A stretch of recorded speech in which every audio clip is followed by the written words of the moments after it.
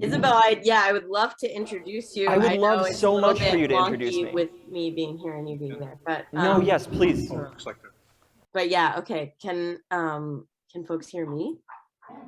Great, awesome, fun. Okay. Well, Isabel, I am just so honored to celebrate you in this fun hybrid space. It looks so nice in the Hay Barn. I wish I was there to, give you a hug and to watch this go on in person. But I'm super honored to just be on this side of the screen of you at any time, but particularly now as you are ready to graduate. And this is your graduating presentation, and I am going to get your new title right. I would have to toggle. Okay, so making herself a monster, a different kind of queer horror, is part of Isabel's final project. I'm happy to just say a little bit about your project, which details marginalized gender and sexual identities that are rendered monstrous in popular culture, particularly concerning representations of hybridity, transformation, disfiguration, etc. It's a beautiful work of hybrid genre that takes on critical engagement with culture, contemporary trans politic, and art. So excited to hear what you have for us today, and just I'm so happy for you. Help me welcome Isabel.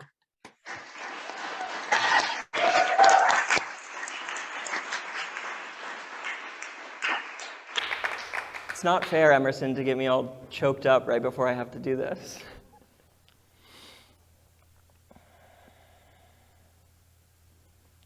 Thank you. Hi, how's it going? Emerson introduced it beautifully. I think I will read briefly from my introduction. An advisor I respect a great deal referred to me once as the tender of the threshold. I've always been terrified of open doors, and we always pay the most attention to the things we're scared of. It's not a particularly novel insight to suggest that humans are afraid of the unknown. We're afraid of a lot of things, but it is the open door with darkness on the other side that resides at the heart of most fears. We are afraid because it is what we must do every day, close our eyes and walk into the dark of the unknown. I speak of the unknown and fear because what I have collected is a catalog of my fears. Mundane and fantastical, although more often the former than the latter, regardless of which monsters may be prowling. The fears of hurting and being hurt, losing and being lost, and above all else, the fear of the unknown. I've done this not for catharsis necessarily, but in an effort to define monstrosity. When we look in the mirror and see a monster looking back at us, what do we mean? Please take my hand. Walk through the door with me. This first piece is called Wolf and Swan. I think I'm just going to be sitting for the whole time.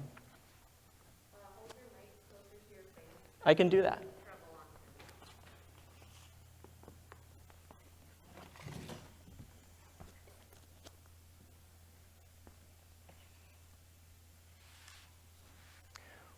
One, Abbey Forest Diary, April 17th. Last week, I watched the full moon rise from the graveyard behind my first high school. It was the first time I'd been there since I transferred and graduated and all that. It felt right to watch it there. I spent so much time with all the headstones when I was a kid. I wasn't cool enough to hang out with the kids that used to cut classes to smoke pot in the graveyard, but they couldn't keep me out or anything, so I used to just wander around, and sometimes I'd hear them playing music or laughing or talking. I remember watching the full moon. I remember watching it come up and look at me. It's the first time in so long I can remember seeing it. And even though all the other full moons are blank spots with charred edges, I remember this one perfectly. I remember it, and it's scarier than any of the cigarette burn gaps in my memories because it means maybe this whole thing is fake. Maybe I dreamed it all, and maybe my doctor and my ex and my last couple of friends were all right about me, and I'm just a sick girl. It's easier having these holes in my remembering every 27, 29 days and scrubbing blood stains out of my favorite clothes. It's easier thinking there's some kind of reason. It's easier knowing what's happening to me. I don't want to be wrong. I don't want to be sick. I don't know if I want to be what I am, but I like it better than all the other options. And anyway, it's nice to be able to have a name for what I am. 2. Abby Forrest Diary, May 17th. I thought if I wanted it hard enough, it would happen. Like maybe last time I saw the moon, I wasn't trying hard enough, even though I wasn't ever trying before. It was always just something that happened, and now it's not happening anymore. I didn't go back to the graveyard. It felt too cold, and last time I couldn't stop thinking about those kids I knew back in high school, so I went down to the river instead. Like maybe if the stones were older and the trees were taller and the grass was wild weeds instead of St. Augustine, then it would happen. I took all my clothes off so they wouldn't tear if it happened, and then I guess some guys from the college were doing some late night swimming or something, so I ended up hiding in the trees for hours. I could just barely see the moon, but I saw it well enough to know it was there. I stayed until the boys left, and then I stayed a little longer. And I knew way before the sun came up that it wasn't going to happen. I still stayed until dawn. 3. Maggie picks up the last of her stuff from Abby's apartment. Are you still talking about this, Abby? No, I'm over it. You were right. I was right. You never believed me, and you don't have to anymore. That's good, right? It's fine. Just don't look at me like that. Like what? Like you still think I'm crazy. God, Abby, I don't think you're crazy. And why are you looking at me like that? I'm scared. Look around. Look at yourself. I'm fine. Peachy keen. Everything's fine. Look, maybe it's not my place to say this. You don't have to. But should you really be living alone right now? You got a better option? What, you show up to move boxes and decide to unpack them instead? That's not what... Maybe move back in with my folks, because you know how much they love their dyke of a daughter. That's not what I'm saying. Or just find someone new and just move on. I'm trying to tell you that I'm worried... You're worried about me. I'm worried about you, and I think I have some pretty good reasons to be worried about you. I'm not fucking crazy. I'm not delusional. I'm not outside of my mind, and I'm fine by myself. This is insane. You were right. It's all in my head. I'm just a girl, and I just want you to be happy, Abby. It's all right. Really, it's all right. You don't have to take care of me anymore, remember? Do you really think this is why we broke up? It didn't help. Understatement of the fucking century, Abby. 4. Abby Forrest Diary, June 15th. I have to get out of this fucking town. Maggie came over and I could smell how scared she was from the front door. Everyone's scared of me, even though all I try to do is tell everyone I'm okay and they were right and everything's fine. Like they're scared of what I might do, even though I never hurt anybody except maybe Maggie and I couldn't help it. If you live with someone long enough, you're going to end up hurting them in one way or another, and even if I hadn't told her what I told her, she still would have broken up with me sooner or later. I don't think Maggie was very nice to me. I think I can call Ollie, and she can probably help me find some work and maybe even set me up with a place to live in the city. I didn't even bother going outside for the full moon. 5. Abby Forrest Diary, June 25th. I don't want you to call me Abby anymore. I mean, you don't call me anything, you're just a diary, but I don't want to be called Abby anymore. It doesn't feel right, it doesn't fit, and since Ollie came through for me and I'm really moving, I think I need a new name. I wish I knew why, but the name just kind of came to me in a dream I was reading the other night, and I fell asleep with my headphones on, and I woke up, and that Japantha record came on, their first full length, and I woke up, and it just sounded like noise, like this cacophony, party's over, and I was still half awake, half asleep, and I said, my name's Riot, to no one, because I was alone in my apartment, and I guess if my subconscious thinks my name's Riot, then she's probably right, and I should listen to her. I thought I was going to have to spend a lot of time thinking about a new name, but it just came to me, so I guess I can cross that off my list. 6. Riot's first day of work with Zoe and Ollie.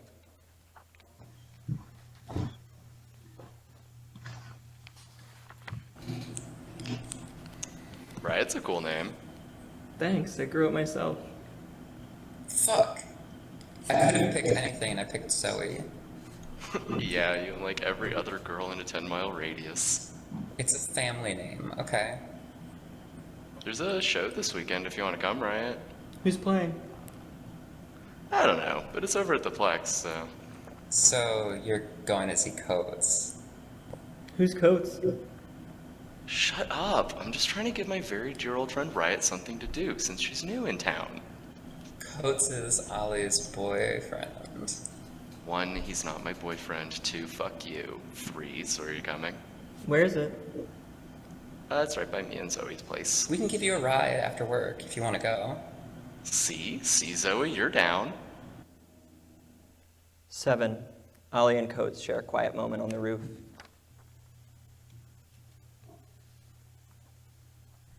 I'm glad you made it out. What? Like, I'm glad you're here. Ollie, you know it's my house, right? I mean, like, but you could have. And with Harrison coming through, I would have just stayed home. we grew up together. I helped set it up, Not at so home, but like, I couldn't exactly skip it, you know. you could have been anywhere else. I'm glad you came too. And you live in a whole different house, so I live next door. I wouldn't have been able to sleep anyway with all the noise. it just seems loud because we're inside. Here, come on. Is it safe? Safety is my highest priority, Ollie. Is that why there's still a hole in the kitchen floor? Can't even see it. We put a carpet over it. Oh, so you've made a pit trap. Shit, hang on. Hold it. I got you. Just don't go any further than, like, here. Wow. It's really pretty up here. I know, right? Like, it shouldn't feel any different from looking out the window, but it is. I still feel like I'm getting away with something whenever I sit on a roof. Plus, come here, a little closer. What is it? Didn't you just warn me about? Check it out. Perfect view of the porch. Creeper. What? You don't like a little harmless eavesdropping now and again? Alright, okay, I do, kinda. Is that Who? Oh my god, it totally is. They're holding hands. Zoe and that girl you all brought? Kiss, kiss, kiss, kiss. They're totally gonna make out, I can feel it. No way. That is some purely platonic hand-holding. They've been making eyes at each other since Riot started working at the shop. They're not gonna kiss. Bet you $1.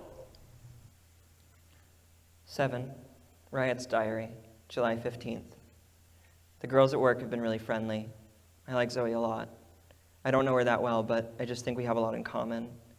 Last night, I went to a house show, and it was so good not to run into any of my exes or my ex's exes, even if it was just another white guy screaming in a basement, and everyone was blocking the door, and I couldn't really get through the crowd. I got really anxious. I've been spending so much time alone that being pressed up against that many people all at once just got to be too much for me. Zoe helped me out of the pit, and it's summertime, like really summertime, but after being in the swampy rat shit basement, it felt so much cooler outside, and I looked up at the stars and gulped down fresh air on the back porch and bummed a cigarette. We spent so long outside, it was like a whole different world. I wish I had kissed her. I wanted to, but I didn't want to mess anything up in case she was just being nice because we worked together and me and Ollie go way back. I didn't even go back in, but she didn't make me feel bad about it. I used to feel so guilty when I would pay the cover but stay outside for half the show. I used to feel so guilty all the time, and sometimes I still do, but I think I'm getting better. I'm getting better. Everything's better since I moved.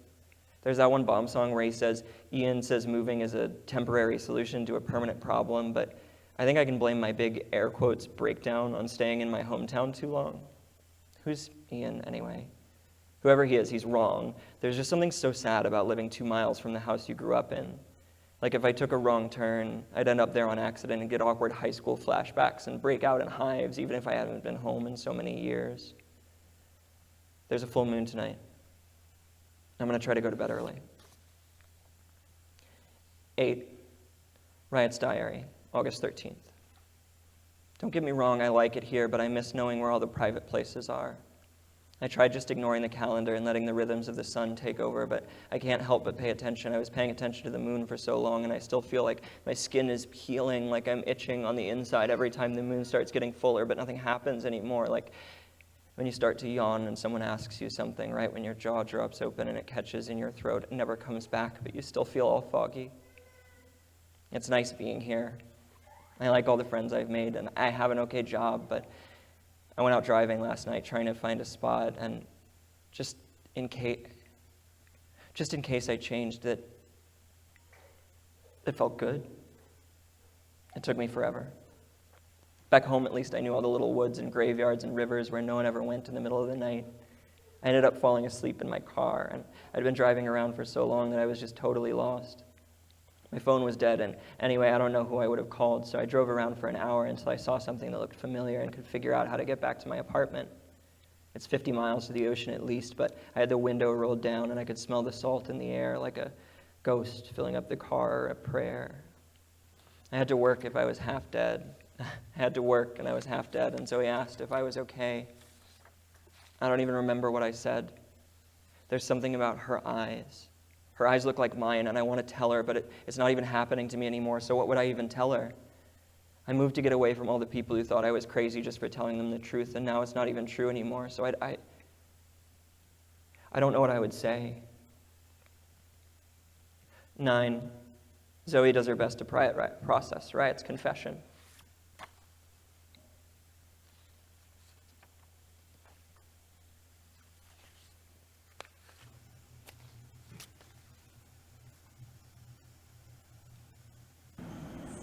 Are you serious? Yeah. And it's not like a metaphor. Like this whole thing isn't a metaphor. What would it be a metaphor for? I don't know, literally anything. Metaphors can be anything. I know it's a lot to process. Yeah, it's not every fucking day that someone tells me that they're a It werewolf. used to be. How does that even work? It just stopped. It just stopped. I mean, sort of. Sort of. Sort of. I still feel it. I still feel like it's gonna happen. What does it feel like? It just doesn't actually happen.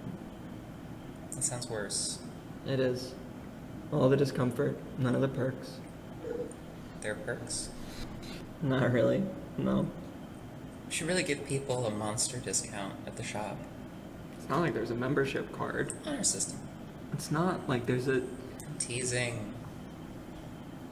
Yeah, I probably wouldn't believe me either. I didn't say I don't believe you.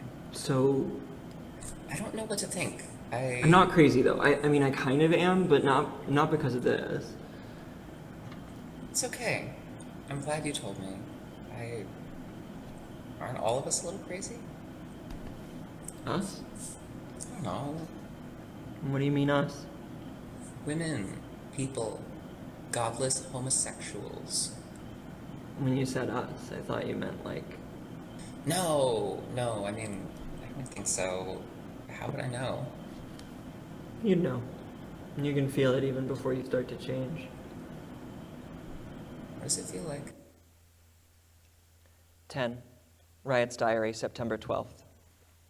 I had such a shitty week yesterday. I had such a shitty week. I was just trying to hold it together, and I almost called in sick yesterday, but I knew Ollie would have had to cover for me, and I knew she was busy, so I went to work anyway. I almost fell asleep in the bathroom. I hurt all over, like there's something under my skin that won't come out, like my skin healed up over something, a splinter or a pebble, and it's stuck in there, like there's something stuck inside me. I want so badly for things to be different, but they just aren't. I'm just exactly who I am, and the sooner I can get past it and really bury all the things I want to, the sooner I'll feel good again, really feel good again. A whole week I felt like my skin was so thin you could see my gut squirming around inside me. I thought after I told Zoe what I told her about how I feel or what I used to feel, she'd look at me different, but she doesn't. So I know I'm going to be okay with her. She asked me if I wanted to see a movie or something, and I don't know if it's like a date or like a date or whatever, and I almost said no, just because I don't think it's fair to have someone around me when I feel like this, but I said yes anyway. I'm glad our schedules aren't lining up right now, because I think having a shift with Zoe while I'm waiting for the day to come, I would go entirely insane. I was working with Liz, who I don't know too well. It's good though, because I don't care if she sees me all anxious and knotted up inside, and anyway, if anyone asked me how I was doing, I would just crumble. I'd be a crater, an unskyscraper. 11. Riot's Diary, September 15th. Zoe came over last night. We were supposed to just watch a movie, but we ended up staying up all night talking. She fell asleep with her head on my shoulder, and I stayed up for another 2 hours. I just felt electric. I kind of figured we wouldn't talk about it at all. Like, she'd just throw the whole conversation down into a well or a cave or a hole, and we would never talk about it ever again. She said she doesn't know what I meant exactly, but that she didn't care. I think she could tell I was scared. I think she could tell I was scared. She told me she didn't think I'm crazy. Usually when someone says you're not crazy, what they mean is that you're crazy. But it didn't feel like that. I wish I had some kind of evidence, like something real and tangible I could show her this thing used to be true, even if it isn't anymore, even if I was wrong and I'm trying to forget.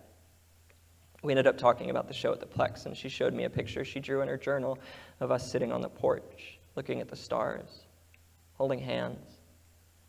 It was so cute, I couldn't help it. I laughed, and she thought I was making fun of her, but I guess I was blushing a lot, and she figured out why I was laughing, and she asked if she could kiss me again, and I said yes.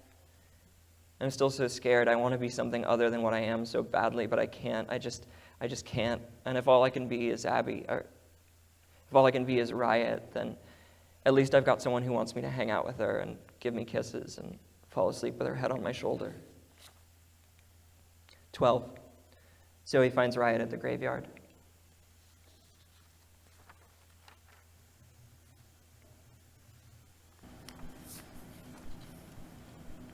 Riot? Are you... You look cold. I'm fine. I was worried about you. You don't have to. I'm not your responsibility. I didn't say that. I just... Please. You don't have to be scared or worried. You don't have to... I'm not saying there's something wrong with you. There is. What? There is. There is something wrong with me. And then I try to tell people, and then it all goes to hell. Because instead Slow of down, trying to help, please. they're just scared. And nothing actually helps I'm not because I'm scared too of you. terrible on the inside, too twisted up. And I... Riot, shut the fuck up. For a single second, please. What? Stop. Please just listen to me. I'm serious. I'm dead serious. You're not broken. What do you... I mean, maybe you are, but all of us are. I've never met anyone who wasn't traumatized. Deranged?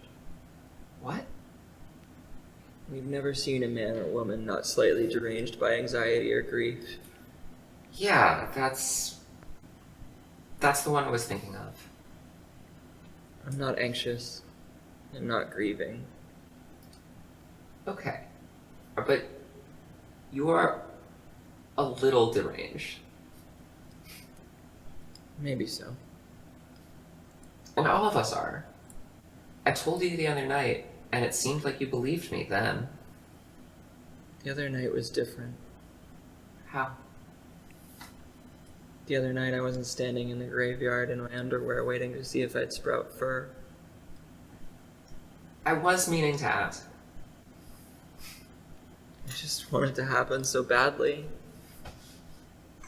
Sometimes wanting isn't enough. Even if I want it, like, a lot? No, listen. Sometimes you don't just have to want something for it to happen. Wanting is the first step, but I am broken. you don't need fixing, though. I do. Either I'm a girl who's broken so bad she wants to be a monster, or I'm a monster who's broken so bad she's just a girl.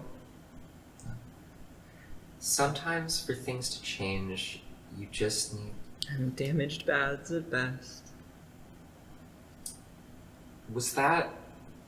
Sorry. I was seriously trying to cultivate an atmosphere here. I can't help it sometimes. I'm trying to lay some serious wisdom out, and you're singing songs. Elliott Smith a little on the nose. Whatever, dummy. Look. Sometimes you just need Someone to hold your hand. Are you? Hold my hand. 13, October 12th, Zoe's diary.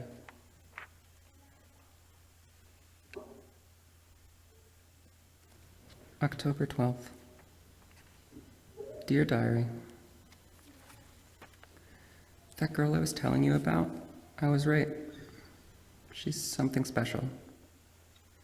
I don't just mean that she's cute or kind or that her nose does a little scrunchy thing when she's not quite smiling. All of those are true, and I'm hopelessly head over heels about her, but that's special. She's special. I went looking for her. I just felt like something was kind of off. Not like something was wrong, just that maybe she could use a little company. Liz told me a couple of spots where she hangs out. I guess she'd been asking them for little woodsy nooks that are still in the city. I don't know. I think I was feeling a little bit guilty about not believing her, which is wild because who would? It's not every day that you meet someone who tells you that they used to be a werewolf. Even though it's a completely wild thing to say, part of me just trusted her right away. That even though it seems so far outside of my frame of reference, that if she said it, I could trust her to know herself enough to be telling the truth. Oh, diary. The most beautiful thing happened. The most beautiful, horrible thing happened. I should have been scared, but watching her change was the most natural thing in the world. There's a part of her that's a monster, brutal and strong and wounded. When she started changing, she told me to leave, and her voice was so rough and scared, but I just held her hand. I just held her hand. And I watched her turn into something new.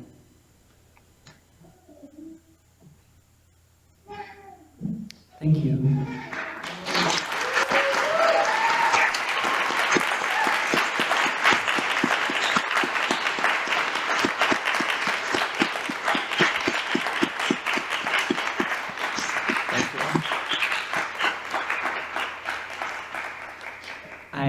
I have one other piece that I'm going to do but two brief notes. One is that wouldn't have been possible without some of my really amazing friends, who I really hope are watching this on the internet right now.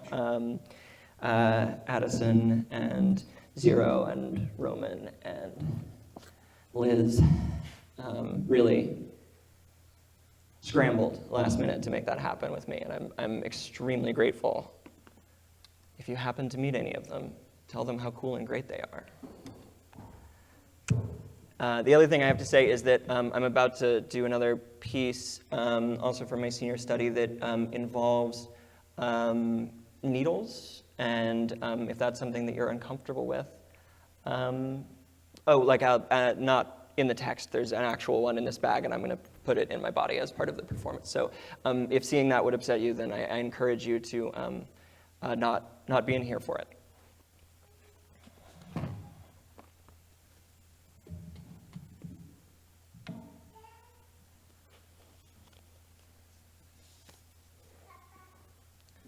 This piece is called Chains.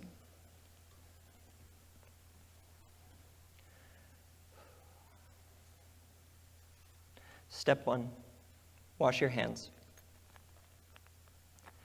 I like to joke that it's a good thing I never tried points when I was using opiates, because I like doing my estrogen injection so much that I never would have been able to kick the habit.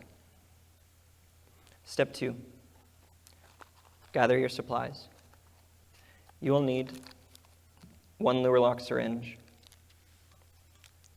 1 18-gauge needle, any length, 1 24-gauge needle, 1 inch, 2 alcohol prep pads, and 1 vial of estradiol valerate.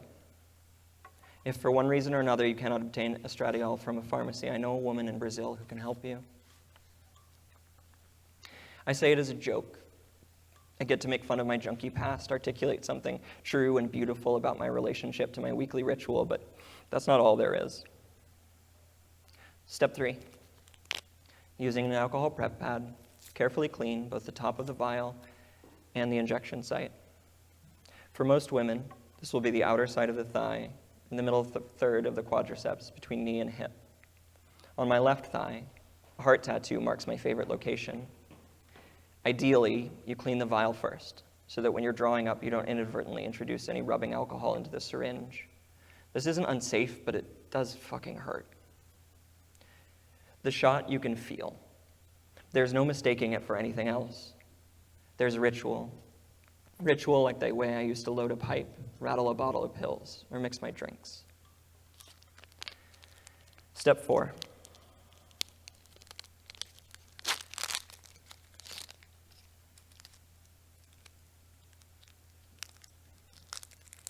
Affix the 18-gauge needle to the syringe.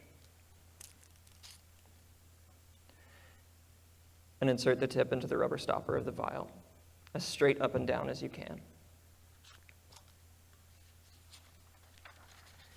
Invert the vial.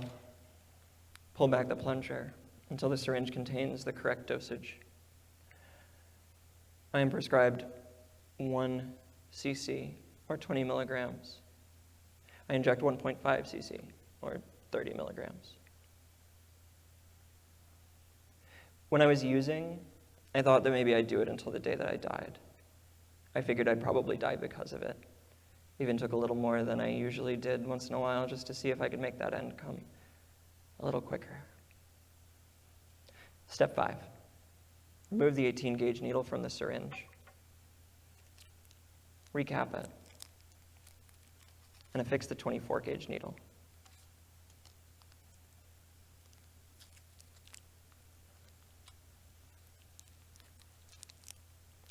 Remove the safety cap. With the point of the needle facing upwards, gently depress the plunger until a drop of the solution is visible in the tip. This means the needle is full of the estradiol, which will prevent a painful cavitation. I love my injection because it feels powerful. I love it for the ritual. Putting a pill under my tongue is nothing.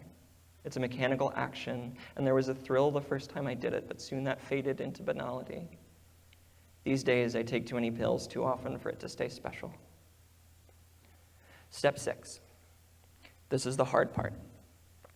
It may help you to develop a mantra to get yourself through the coming moments. My mantra is, oh, fuck, I don't want to do this. Find the appropriate location. Look for the heart, or at least try to avoid any visible veins. I've been sober 10 years in July. I've been doing my injections 3 years in December. I had 6 years free of obligation, but this ritual, I'm going to be carrying on until the day that I die. It saved my life, and now I'm bound to it. Step 7. Gently stretch the skin of your thigh with 2 fingers. You want your skin taut, but not painfully tight. With your other hand, hold the syringe firmly near the locking point. Press the needle against your skin. Fast is better than slow. Feel yourself give way. It will hurt.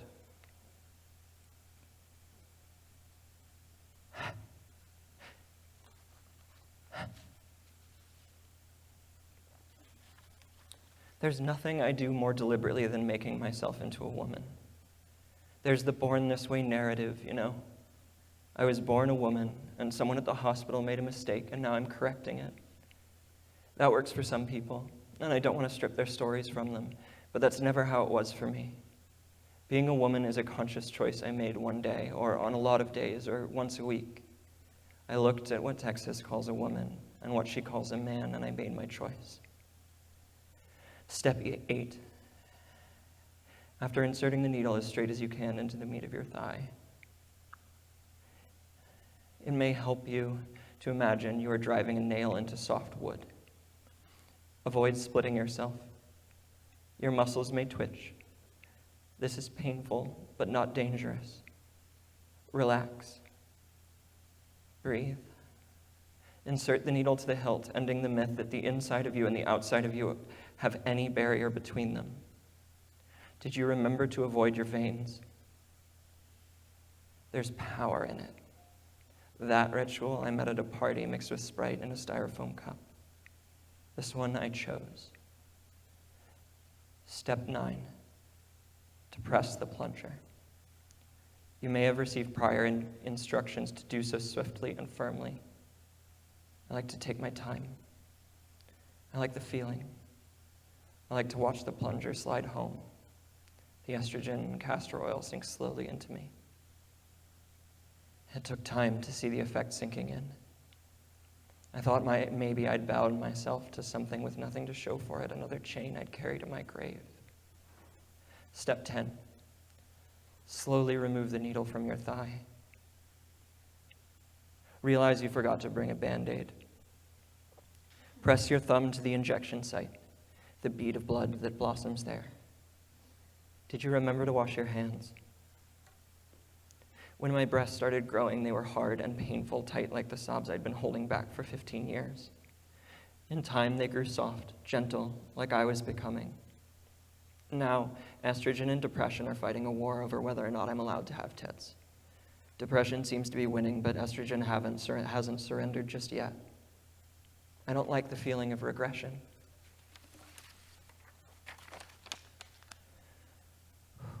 Step 11. Replace the safety caps on the 2 needles. Detach the 24 gauge from the syringe. Deposit the needles in a sharps container clearly labeled as biohazardous. If you can't remember where you put your sharps container, wrap the needles in packing tape so the caps don't come off and put them in the trash.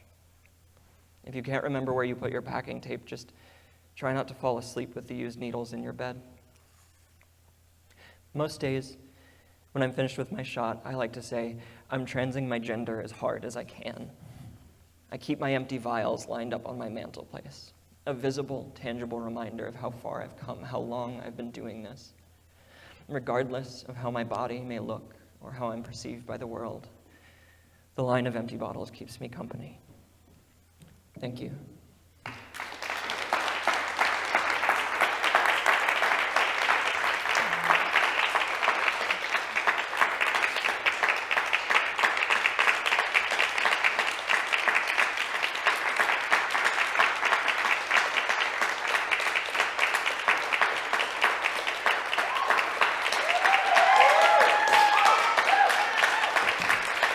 Thank you. It really means a lot to me for you all to be here. I'm really grateful. I'm blessed. I feel blessed. I was going to read this whole afterword, but I don't think I want to do that. I think there's just one line.